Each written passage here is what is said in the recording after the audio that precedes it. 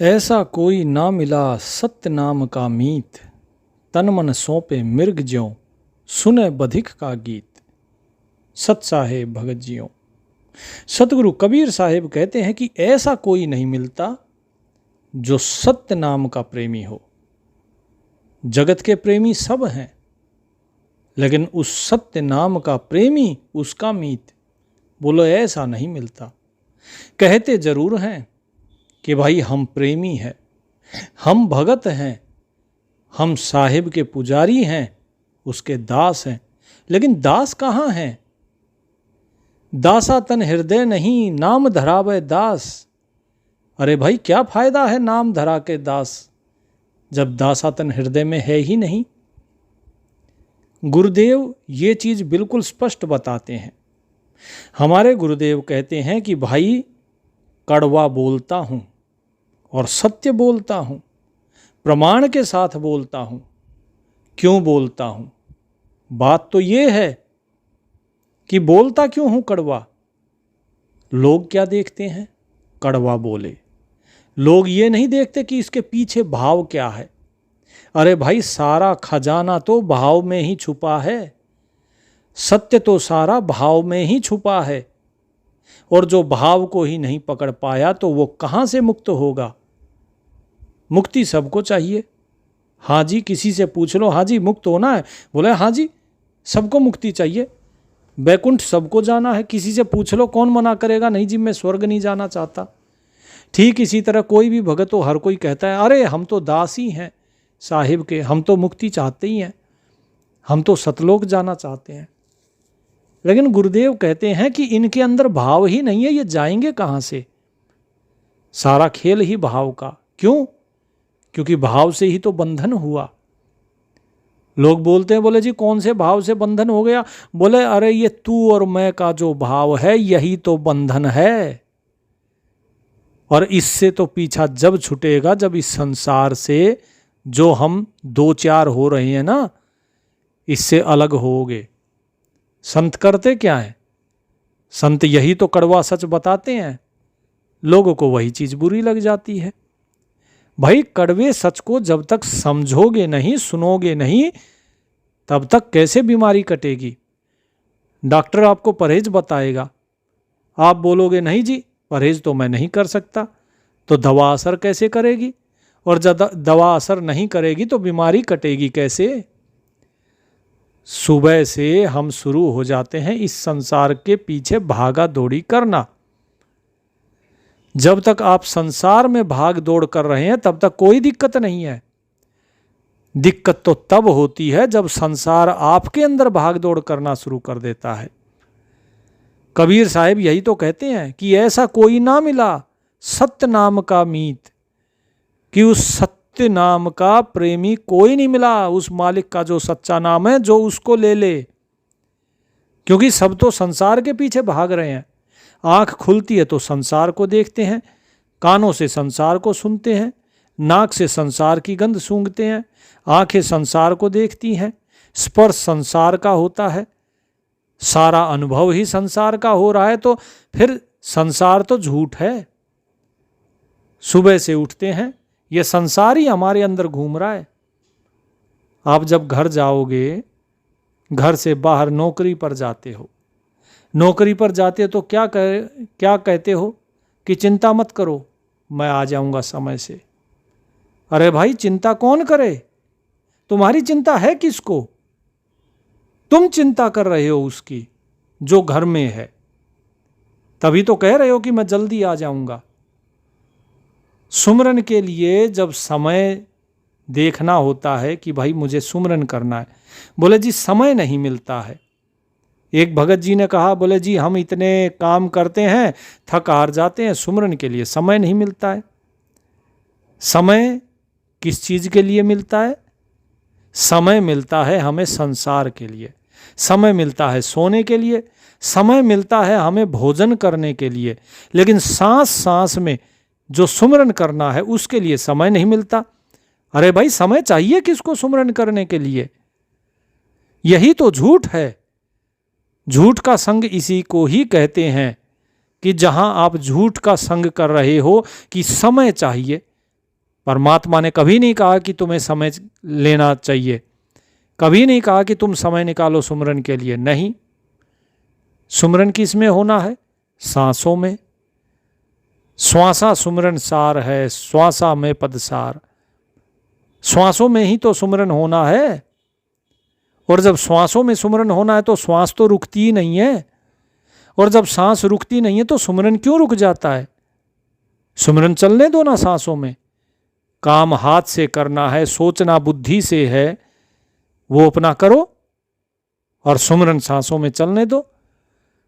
जो चीज कभी नहीं रुकती उसके लिए जीव समय निकालना चाहता है, जिसके लिए समय ही समय है। जो चीज हम पैदा हुए तो पैदा होने के बाद कभी कोई सोचता है कि भाई हम इस संसार में आ गए तो क्या करने आ गए, कौन है जिसने हमें पैदा कर दिया? ये जो सोच है इसे सत्संग कहा जाता है, क्योंकि ये सच की खोज कर रहे हो। रोज देखते हैं, आज एक मरा, कल दो मरे, परसों तीसरा मर गया। धीरे धीरे करते करते हर एक घर का नंबर आता है। कोई घर ऐसा नहीं जिसमें मृत्यु नहीं होती है। उसके बाद भी जीव समझता नहीं है कि यह झूठ है संसार। यहां जो कल था आज नहीं है, जो आज है वो कल तक नहीं था, हो सकता आने वाले समय में नहीं हो, लेकिन उसको सच माने हुए हैं। इसे कहते हैं झूठ का संग, इसे सत्संग नहीं कहते। साहिब कहते हैं कि सत्य नाम का तो मीत हमें कोई मिला ही नहीं। जो सच्चा प्रेमी हो, कैसा होता है सच्चा प्रेमी? कि तन मन सौंपे मृग ज्यों सुने बधिक का गीत। कि अपना तन अपना मन, जो मृग होता है ना, हिरन, वो क्या करता है? पारधी बीणा बजाता है। जो शिकारी होता है बीणा बजाता है, और उस वीणा की मधुर ध्वनि को सुनकर मृग उसके पास आ जाता है, और उसके बाद शिकारी उस पर तीर छोड़ता है, उसे मार देता है। वो अपने प्राण त्यागने के लिए वहां पर आ जाता है, अपना तन अपना मन सब कुछ उस मधुर ध्वनि को सौंप देता है, चाहे उसके लिए उसके प्राण चले जाएं। ये होता है सच्चा प्रेम। लेकिन हम इस संसार के पीछे तो प्राण गंवा सकते हैं, जो झूठ है, जो रोजाना बदलता है। जिस संसार के पीछे आज आप भाग रहे हो, ये तेरा है, ये मेरा है, मैं इसके लिए कमा लूं, बच्चे के लिए कमा लूं, पोतों के लिए कमा लूं, कोठियां बंगले गाड़ी करोड़ों अरबों रुपया मैं भर लूं, अपनी तिजोरियों में भर लूं, घर में भर लूं, गहनों से लद जाऊं, बीवी को लाद दूं। वही एक दिन आपको लात मार के घर से निकाल देते हैं जैसे ही ये शरीर मुर्दा होता है। ये वही शरीर है, और फिर काल दिखाता है कि देख देख अपने इस शरीर को। ऐसा नहीं है कि आत्मा निकल गई और चली गई, वो दिखाता है कि देख, तू इसी शरीर को लेके बसों में बैठाया करता था, इस शरीर को तूने गाड़ी में घुमाया, अब देख तेरे इस शरीर का क्या हाल हो रहा है। और उसके बाद फिर दिखाता है कि देख, ये तेरे शरीर को जो कल तक कहते थे कि ये शरीर बड़ा, इसको चाटते थे, आज इसी शरीर को ये देख कैसे जलाने जा रहे हैं। एक दिन भी इन्होंने तेरे शरीर को अपने घर में नहीं रखा, और तू ये सोचता था कि तू इनका है और ये तेरे हैं। इस सत्य को देख अपनी आंखों से। और आत्मा उस समय रोती है उसे देख के दृश्य को। वो घूमती है इधर उधर कि देखो ये मेरे शरीर को जलाने जा रहे हैं। वो शरीर जिसने इसके लिए सब कुछ किया, जिसके अंदर रहकर मैंने अपना सारा जीवन इनके नाम कर दिया, मैं इनके भरोसे रहा। तो भगत जियों, संत तो केवल कड़वा बोलते हैं, क्योंकि सत्य जो है वो लोगों को कड़वा लगता है, लोग उसे सुनना नहीं चाहते, इसीलिए कड़वा है। अन्यथा सत्य कड़वा नहीं है। संत कड़वा नहीं बोलते, संत सत्य बोलते हैं। वो कड़वा इसलिए हो जाता है क्योंकि लोग सुनना नहीं चाहते उस सत्य को। लोग चाहते हैं कि हम घर में रहें, हम अपने परिवार में रहें, हम अपने बच्चों के साथ रहें, हम खूब धन का भोग करें, हम करोड़पति बन जाएं, अरबपति बन जाएं, सारी उम्र हम धन कमाते हुए निकल जाएं, और अंत में हमें मुक्ति भी मिल जाए। कैसे मिल जाएगी? अरे भाई, अगर रास्ता गलत चुना है तो सही मंजिल पे कैसे पहुंचोगे? तो जो प्रेम इस संसार से करते हो ना, उतना प्रेम उस परमात्मा से करना चाहिए था। मुंह दिया है एक, कान दिए हैं दो, आंखें दी हैं दो, किस लिए? इसलिए दी हैं कि इन दोनों आंखों से देख जितना देख सकता है इस संसार को, और अच्छे से देख कि कौन तेरा है और कौन तेरा नहीं है। देख इस संसार की नश्वरता को, जी भर के देख ले, लेकिन हम उसकी नश्वरता को नहीं देखते हैं। हम उसकी केवल बनावटी सुंदरता को देखते हैं, हम केवल माया को देखते हैं। जिस चीज के लिए आंखें बनाई थी वो नहीं देखते। कान कभी भी उस चीज को नहीं सुनेंगे जो इसके काम की है। साहिब ने कहा कि सुन ले, सुन कि जो लोग तेरे पीछे, तेरे सामने प्रशंसा करते, तेरे पीछे कितनी तेरी निंदा कर रहे हैं। ये कान जो हैं, ये कान सत्संग सुनने के लिए थे, लेकिन हमने इससे क्या की? अपनी प्रशंसा और दूसरे की निंदा। दूसरे की निंदा सुनने में बड़ा मजा आता है, अपनी प्रशंसा सुनने में बड़ा मजा आता है, लेकिन कभी ये ध्यान नहीं दिया कि भाई आज जो तू सुन रहा है दूसरा भी तो यही सुनता होगा, और अगर दूसरा भी यही सुनता है तो जरा सोच कि वो तेरा कैसे हो गया जो तेरी निंदा सुन रहा है। इसीलिए भगत जियों, सत्य का संग करो, और संग ऐसे करो जैसे हिरन करता है। हिरन उस वीणा की ध्वनि पे अपने प्राण भी त्यागने को तैयार हो जाता है, लेकिन अपनी जो सुरत है उसको हटाता नहीं उस वीणा की धुन से, चाहे बेशक उसके प्राण चले जाएं।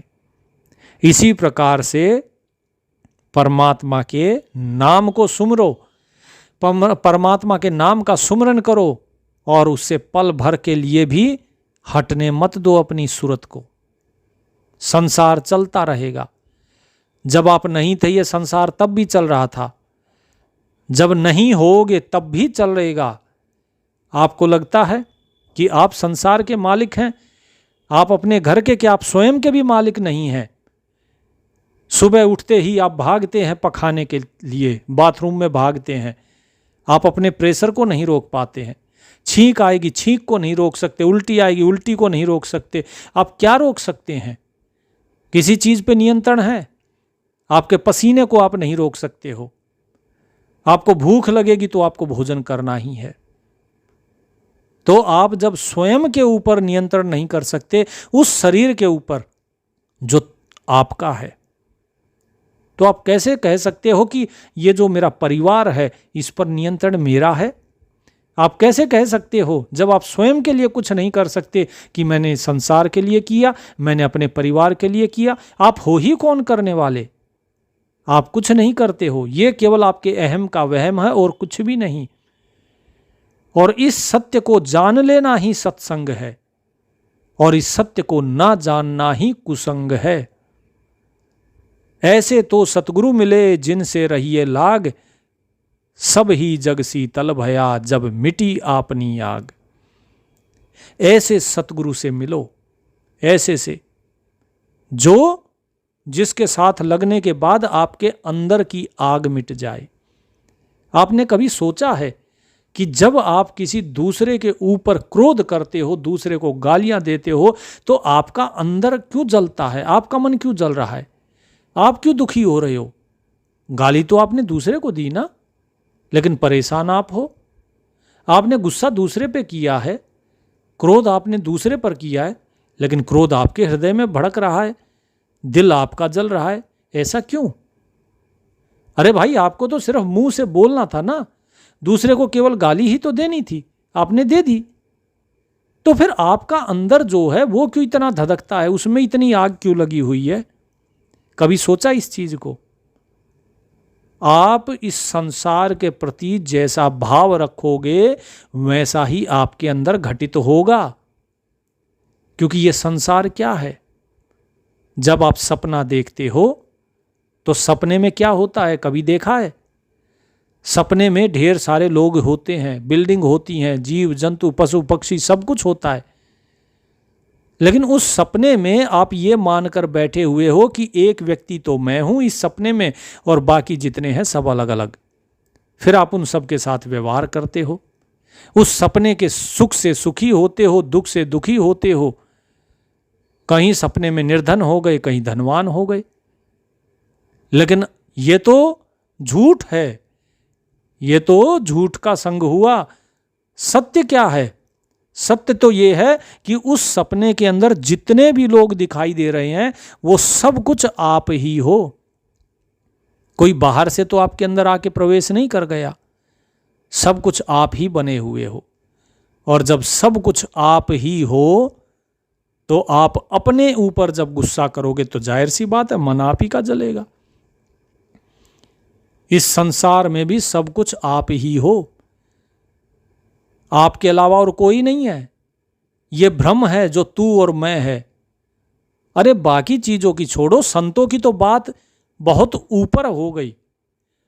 आप सिर्फ श्री राम की भी बात लें जो कि माया के अवतार थे, विष्णु के सतोगुण, माया का जो सत्वगुण है उनके जो अवतार थे। जब उनसे लक्ष्मण जी ने पूछा कि भैया ये भक्ति क्या है, ज्ञान क्या है, माया क्या है, तो उन्होंने क्या कहा कि भाई लक्ष्मण, ज्ञान की बात हम बाद में करेंगे, भक्ति की बात हम बाद में करेंगे, पहले माया को समझो कि माया क्या है। कि मैं और मोर तोरते माया यही बस कीन्ही जीवन काया। कि मैं, मेरा, तुम, तुम्हारा, यही माया है। यानी कि दूसरे को स्वयं से अलग देखना यही माया है। और इसी के वश में हमने अपनी सारी ये काया की हुई है, अपना सारा जीवन इसी के वश में किया हुआ है। मैं, मेरा, तू, तेरा, दूसरे को अपने से अलग मानना, और यही अज्ञान हमें ले डूबता है। तो लक्ष्मण जी ने पूछा कि भैया आपने पहले माया बताया, आपने पहले ज्ञान क्यों नहीं बताया? श्री राम बोले यदि तुम्हें पहले ही अगर मैं ज्ञान बताता तो माया खत्म हो जाती, क्योंकि जिसके अंदर ज्ञान पैदा हो जाता है माया समाप्त हो जाती है। तो माया समझोगे कैसे, क्योंकि अब तुम ज्ञानी हो चुके हो। बोले फिर भक्ति? बोले भक्ति इसलिए नहीं समझाई क्योंकि जो भक्त होता है वो प्रभु के प्रति समर्पित हो जाता है, फिर उसको सब कुछ प्रभु नजर आने लग जाते हैं, तो वो माया को समझ ही नहीं पाएगा, क्योंकि उसको तो हर चीज में परमात्मा दिख रहा है, फिर उसको माया में भी परमात्मा ही दिखाई देगा, कण कण में उसको परमात्मा ही दिखाई देगा, तो वो माया को कैसे समझेगा। इसीलिए जब आप भक्ति में लगते हैं, जब आप ज्ञान प्राप्त करते हैं, तो माया अपने आप ही क्या हो जाती है, इसका तिरोभाव हो जाता है, माया समाप्त। माया मरती नहीं है, माया शांत हो जाती है। इसीलिए कबीर साहब बार बार इस भेद को खोल कर बताते हैं कि सब ही जग शीतल भया जब मिटी आपनी आग। जब खुद की अग्नि मिट जाती है ना, जो हृदय में लगी हुई हो, जब इस अग्नि को मिटा लोगे तो बाहर का जगत अपने आप शीतल हो जाएगा। जग में बैरी कोई नहीं जो मन शीतल ओए, यो आपा तो डार दे दया करे सब कोय। कि भाई जब आपके मन में शीतलता हो जाती है, आपके मन में प्रेम हो जाता है, तो फिर जगत में कोई बैरी दिखता ही नहीं। और जब कोई आपका शत्रु है ही नहीं तो फिर आपके मन में तो फिर कोई दुख रहेगा ही नहीं, आपको किसी से भय ही नहीं रहेगा। ये किस लिए है ये भय, ये दुख? बोले ये आपा तो डार दे दया करे सब कोई, कि सबके ऊपर जब तुम दया करोगे, अपने अहम को मिटा दोगे। आपा क्या है? अपना अहम। इस अहंकार को जब मिटा दोगे और सब पर दया करोगे तो परमात्मा के स्वरूप के साथ ही तुम एक हो जाओगे।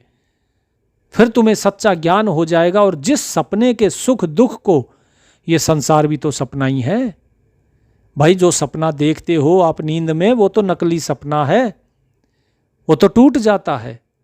और ये जो देख रहे हो ये असली सपना है जो टूट नहीं रहा है, इसको तोड़ना पड़ता है। तो साहिब यही समझा रहे हैं कि भाई अपने अहम, अपनी मैं को खत्म कर दो। जैसे ही मैं को खत्म करोगे तो अपने आप ये सपना टूट जाएगा। फिर उसके बाद वो तू दिखाई देगा। तो क्या कहा? सतगुरु यही ज्ञान देते हैं। सतगुरु तो सिर्फ सच कहते हैं भाई। कड़वा तो दुनिया को स्वयं ही लग जाता है। और सतगुरु का तो काम ही है सत्य कहना, क्योंकि वो है ही सतगुरु। सत्य तो सत्य ही तो बोलेंगे। झूठे गुरु कौन हैं? झूठे गुरु वे हैं जो आपकी चापलूसी करते हैं। झूठे गुरु वे हैं जो आपकी हाँ में हाँ मिलाते हैं। जो सच्चा गुरु होता है वो कभी चापलूसी नहीं करता है। सच्चा गुरु सिर्फ सत्य बोलेगा। सच्चे गुरु को लगेगा कि इसको सुधारने के लिए कड़वा बोलना है तो वो कड़वा बोलेगा। जैसे कबीर साहिब कहते हैं, गुरु कुम्हार शिष्य कुंभ है, घड़ घड़ काढ़े खोट, अंतर हाथ सहार दे, बाहर बाहे चोट। कि गुरु जो है वो कुम्हार की तरह है और शिष्य एक घड़े की तरह। जिस तरह कुम्हार बाहर से थाप मारता रहता है लेकिन अंदर से हाथ लगाकर संभालता भी रहता है, इसी प्रकार जो शिष्य है उस शिष्य को गुरु अंदर से ज्ञान देकर संभालते हैं और बाहर से चोट भी मारते रहते हैं उसके अहंकार पे, ताकि उसका अहंकार रूपी विकार निकल जाए, उसका खोट निकल जाए। यदि कोई गुरु ऐसा नहीं करता है, सिर्फ अच्छा मीठा मीठा बोलता रहेगा, अरे भाई मीठे के अंदर तो कीड़े पड़ जाते हैं। कभी नमक में कीड़े पड़ते देखे हैं?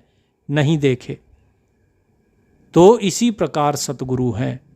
सतगुरु सत्य बोलते हैं। और सतगुरु क्या करते हैं? सतगुरु ज्ञान देते हैं प्रेम का, कि सतगुरु हमसे रीझ के एक कहा प्रसंग, बरसा बादल प्रेम का भीज गया सब अंग। कि सतगुरु ने हमसे प्रसन्न होकर हमें एक प्रसंग कहा। किसका प्रसंग? प्रेम का, परमात्मा का प्रसंग कहा। ये प्रेम उस परमात्मा का ही स्वरूप है। इसको आप शब्दों में बयान नहीं कर सकते हो, इसका केवल एहसास होता है, अनुभूति होती है। साहिब कहते हैं बादल बरसा प्रेम का, और जब वो प्रसंग कहा उस सतगुरु ने, किसका? उस सत्य पुरुष का, तो हमारे ऊपर प्रेम का बादल मानो बरस गया हो और ये आत्मा मेरी पूरी उसके प्रेम में भीग गई। लेकिन हम प्रेम किससे करते हैं? संसार से। ये मेरा बच्चा है, ये मेरी बेटी है। भगत जियों, जब तक आप सेवा में, जब तक आप गुरु सेवा में, संत सेवा में, साध सेवा में नहीं बिताओगे कुछ समय, तब तक आप अगर ये चाहते हो मैं मुक्त हो जाऊं, नहीं हो सकते।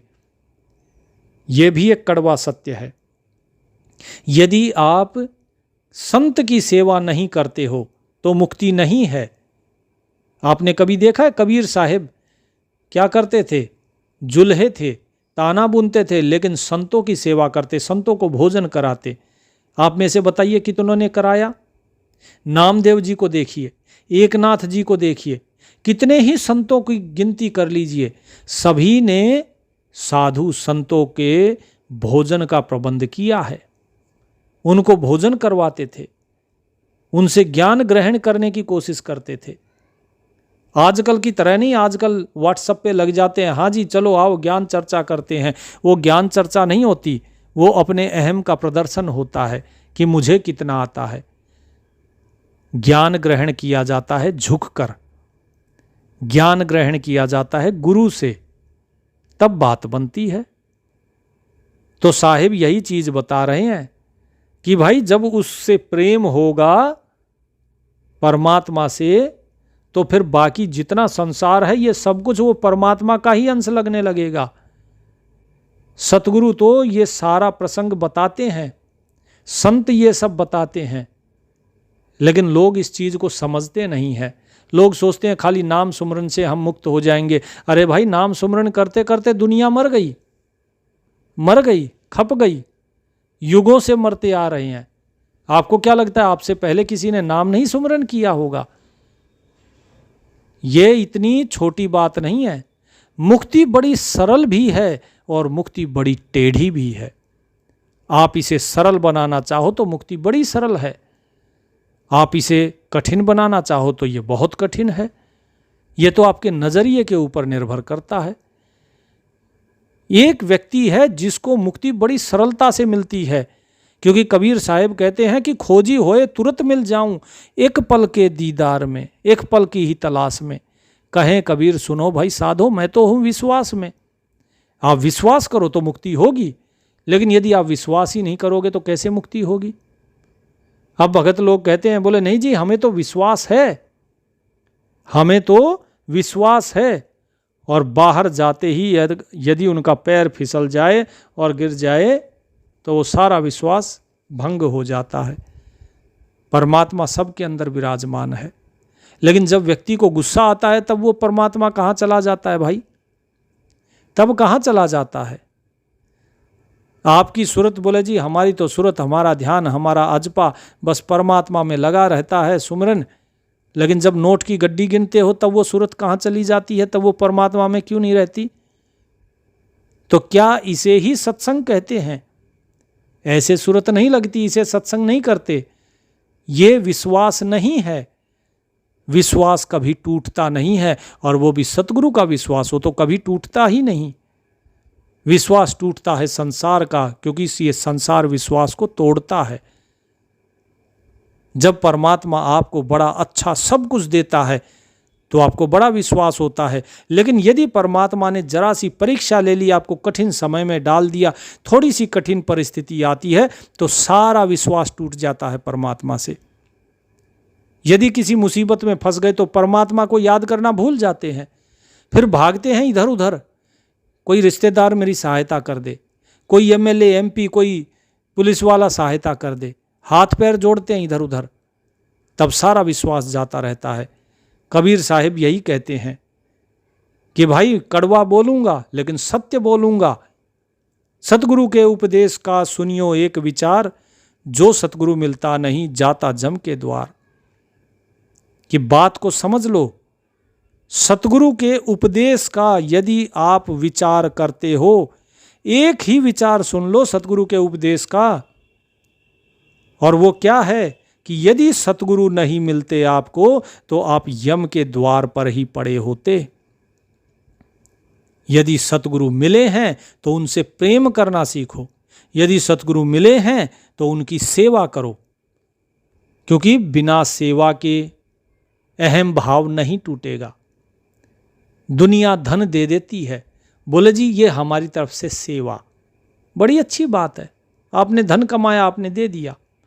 धन देना बड़ा आसान है, लेकिन अपने हाथ से सेवा करने के लिए अपने अहम को मारना पड़ता है, अपने आप को झुकाना पड़ता है, तब जाकर व्यक्ति सेवा करता है। अपने कुल गोत्र इस सब की मर्यादा को भूलकर सेवा करना पड़ता है। गुरु के चरणों को अगर दबाना है, वैसे जैसे हमारे गुरुजी हैं, वो तो किसी से सेवा करवाते नहीं। अपने माता पिता की सेवा करो। कितने लोग हैं जो सेवा करते हैं, जरा बता दीजिए।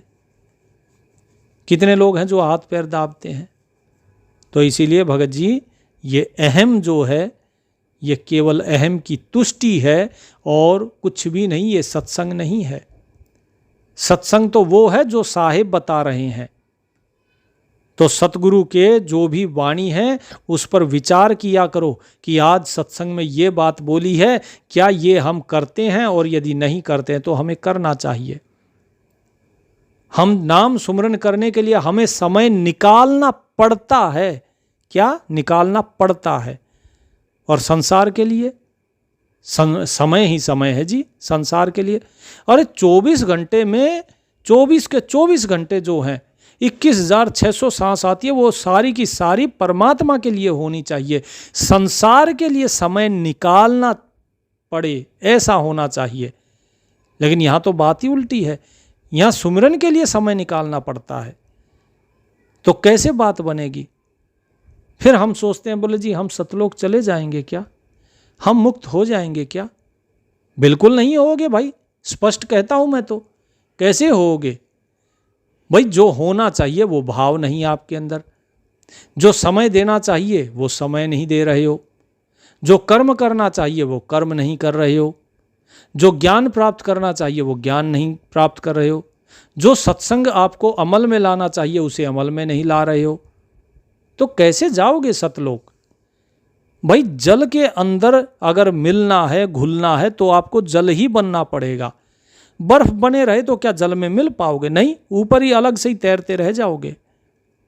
जल के अंदर अगर जल मिलना है तो अपने विकार को छोड़ना होगा। जब तक विकार को त्यागोगे नहीं तब तक केवल बर्फ बनकर अलग से ही तैरते रहोगे, जल के साथ एक होते हुए भी जल में नहीं मिल पाओगे। इसीलिए साहिब ने कहा, पानी में मीन प्यासी, मोहे सुन सुन आवे हासी। अरे पानी के अंदर है मछली और फिर भी प्यासी है। ये जीव मछली है और पानी है वो परमात्मा। उस परमात्मा में रहते हुए भी ये जीव प्यासा है, मिल नहीं पा रहा है उससे।